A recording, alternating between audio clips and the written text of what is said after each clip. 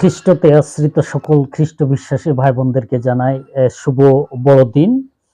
এই শুভ বড়দিনে আমরা যারা খ্রিস্ট বিশ্বাসী রয়েছে আমরা যীশু খ্রিস্টের জন্মদিন উদযাপন করি। শুধু আমরা এই সীমিত চার্চের ভিতরে বা পার্টিকুলার কিছু লোক আমরা উদযাপন করি না, কিন্তু সারা বিশ্বব্যাপী এটা একটি দিন যে দিন খ্রিস্ট বিশ্বাসীরা প্রভু যীশু খ্রিস্টের জন্মদিনকে উদযাপন করে। কিন্তু আমরা দেখি যে বিশ্বের মধ্যে কিছু কিছু জায়গা রয়েছে যেখানে বড়দিনকে মনে করে যে আসলে এটা হলো একটা ট্র্যাডিশনাল ফেস্টিভ্যালের মতো, এটা তারা মনে করে একটা সংস্কৃতির একটা অংশ। এই জন্য কিছু বিশ্বাসীরা যারা রয়েছে, নমিনাল বিলিভার্স যারা রয়েছে, তারা শুধু বড়দিনে গির্জা করতে আসে। আসলে আমাদের কিছু বুঝতে হয়তো অসুবিধা হয় বা আমরা সঠিকভাবে বুঝতে পারি না, বিধায় আমরা এমন নমিনাল খ্রিস্টানের নামে আমরা পরিচিত হই। খ্রিস্ট বিশ্বাসী ভাই বোনদেরকে আমাদের প্রয়োজন রয়েছে আসল সঠিক বিষয়টাকে জানার জন্য। আমি যতটুকু জানি যে ঈশ্বরের বাক্য থেকে আমাদেরকে কি শিক্ষা দেয়, যে যীশু খ্রিস্টের জন্মদিনটা, যীশু খ্রিস্ট কেন এই পৃথিবীতে জন্মগ্রহণ করেছিলেন, যে যীশু খ্রিস্টকে আমরা ঈশ্বরের পুত্র বলে পরিচয় করি, যে যীশু খ্রিস্টকে আমরা ঈশ্বরের পুত্র বলে বিশ্বাস করি এবং গ্রহণ করেছি, সেই যীশু খ্রিস্ট তিনি এই পৃথিবীতে কেন আসলেন, সেই বিষয়টা আমরা একটু জানবো আজকে এই বড়দিনের উপলক্ষে। আমি ছোট্ট একটি ঈশ্বরের বাক্য থেকে পড়ে শোনাতে চাই এবং সেখানে কি লেখা আছে সেটা আমরা দেখি। অনেক গল্প আমরা শুনেছি, সানডে স্কুল থেকে আমরা অনেকবার সেগুলা শুনেছি, যে যীশু খ্রিস্টের জন্মের বিষয়টাকে আমরা অনেক সুন্দরভাবে মুখস্থ করেছি এই গল্পটি, কিন্তু আমরা একটু গভীর অর্থটুকু জানার জন্য আমরা একটু চেষ্টা করি। আসুন আমরা এই সময় দেখি যে লূক লিখিত সুসমাচার 2 অধ্যায়, জাস্ট আমি পড়বো যে 10 এবং 11 পদ। লূক লিখিত সুসমাচার 10 এবং 11 পদ। আমরা মথি লিখিত সুসমাচারও সেটা আমরা দেখতে পাই, সেখানেও এটা বর্ণনা করা হয়েছে।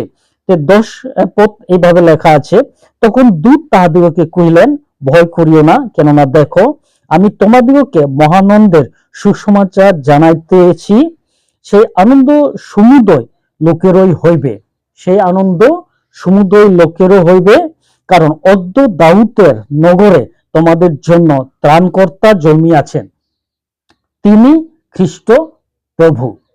এখানে পরিষ্কারভাবে দেওয়া হয়েছে এবং লূক লিখিত সুসমাচারও আমরা দেখতে পাই, এখানে অনেক পরিষ্কারভাবে দেখানো হয়েছে। মথি লিখিত সুসমাচার আমরা দেখতে পাই যীশু খ্রিস্ট তিনি জন্মিয়াছেন, জন্মের বিষয়টাকে অনেক পরিষ্কারভাবে ব্যাখ্যা করে দেখানো হয়েছে, কিভাবে গর্ভধারিত হয়েছিলেন এবং কিভাবে সে হয়েছে গর্ভধারিত, সেই খবরটুকু আমরা সেখানে দেখতে পাই।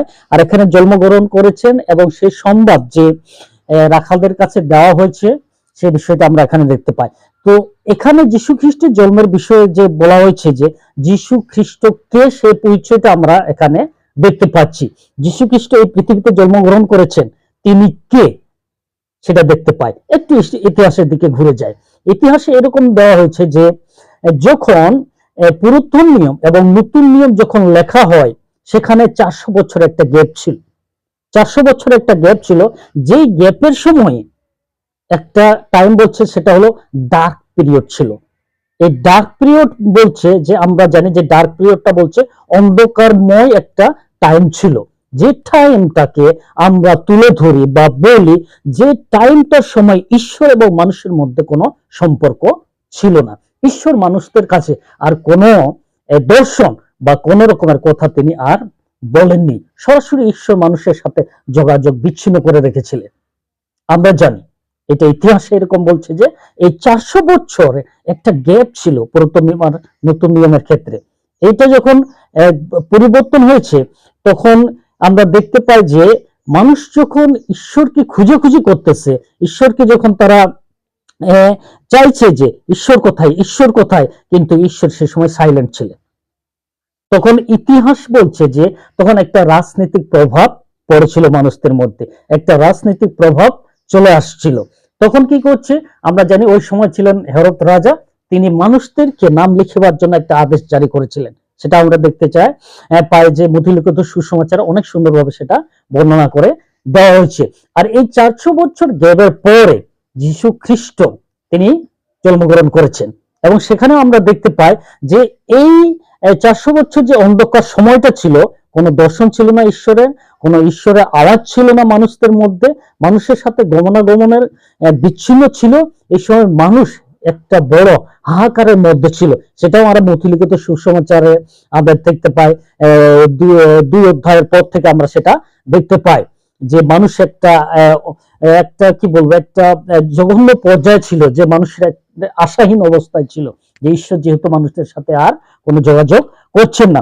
এবং শুধু তাই নয়, যেসাইও ভাববাদী, যিনি যীশু খ্রিস্টের জন্মের 700 বছর আগে তিনি প্রকাশ করেছিলেন যে একজন মসীহ জন্মগ্রহণ করবেন এবং তিনি মানুষকে কি করবেন, উদ্ধার করবেন, মানুষকে উদ্ধার করবেন। সেটা আমরা যিশাইয়াতে আমরা যদি দেখি 9 অধ্যায়, সেখানে যদি 9 অধ্যায় 6 পদে দেখি, কারণ একটি বালক আমাদের জন্য জন্মিয়াছেন, একটি পুত্র আমাদিগকে দত্ত হইয়াছে, আর তাহার স্কন্ধের উপরে কর্তৃত্ব ভার থাকিবে, এবং তাহার নাম হইবে আশ্চর্য মন্ত্রী, বিক্রমশালী ঈশ্বর, সনাতন পিতা, শান্তি রাজ।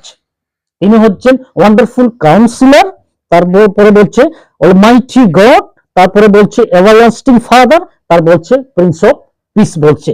তো এই যীশু খ্রিস্ট কেন তিনি এই পৃথিবীতে আসলেন, ছোট্ট একটু জিনিসটা দেখায় যে যীশু খ্রিস্ট এই পৃথিবীতে আসলেন যেহেতু মানুষ ঈশ্বরের শ্রেষ্ঠ জীব, ঈশ্বরের শ্রেষ্ঠ সৃষ্টি, সেই মানুষ যখন ঈশ্বর থেকে বিচ্ছিন্ন হয়ে গেছেন, মানুষ যেন ঈশ্বর থেকে যখন পাপ করলেন, ঈশ্বর থেকে তারা দূরে সরে গেলেন।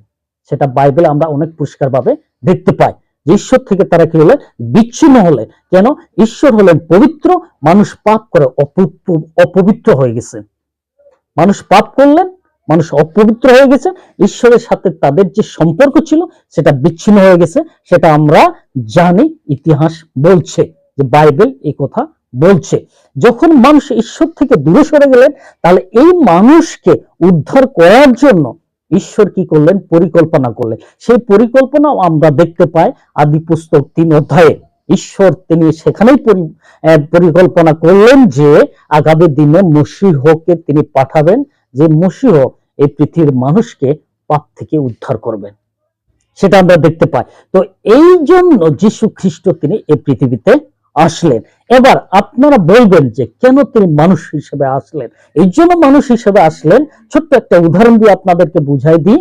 যখন একজন মানুষ হাসপাতালে থাকে, তার যদি অপারেশনের প্রয়োজন হয়, তার যদি রক্তের প্রয়োজন হয়, আমরা কিন্তু কখনো প্রাণীদের রক্ত, অর্থাৎ গরুর রক্ত, ছাগলের রক্ত সে মানুষের জন্য নিয়ে যায় না। তাহলে কিসের প্রয়োজন হয়? আমাদের মানুষের প্রয়োজন হয়, মানুষের রক্তের প্রয়োজন হয়। যখন এ পজিটিভ রক্তের প্রয়োজন পড়ে, তখন মানুষের এ পজিটিভ রক্ত আমরা সেখানে নিয়ে যাই। তো এখানে মানুষ যখন পাপ করেছে, মানুষকে উদ্ধার করতে হবে, তাহলে কিসের প্রয়োজন? এখানে মানুষের প্রয়োজন।